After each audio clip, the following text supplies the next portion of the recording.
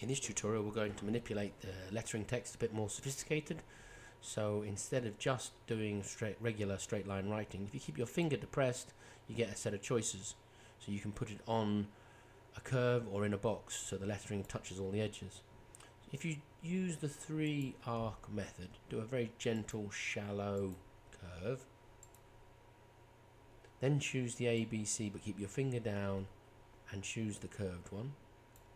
Point at the line. Now, if you point below the line, it's going to write it underneath. If you try and point above the line, it should write it on the upside. So if I was going to put a person's name, and it tries to spread it out and fit it. Don't forget to choose a font that's reasonably simplistic for the knife to cut out, not too many sharp swirls. It's bold, it's fine, I'll say OK, and it's spread it out on the curve. So if you wanted your lettering spread out in a particular way, by curving the line to the length and the size that you want, might take a few attempts sometimes if you don't plan it out and you make the line too short and then ask it to do it.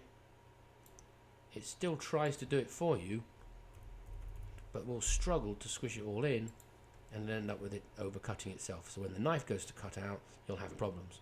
So a little bit of forward planning, take a few attempts, you might be able to stretch that. No, it's still not going to actually do it. So you need to have just thought out how far apart the letters need to be.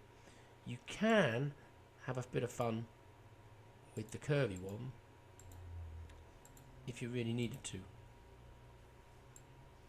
But like I said, you need to be thinking through what you're trying to spell out. And if it's a really long word, it may still give you problems.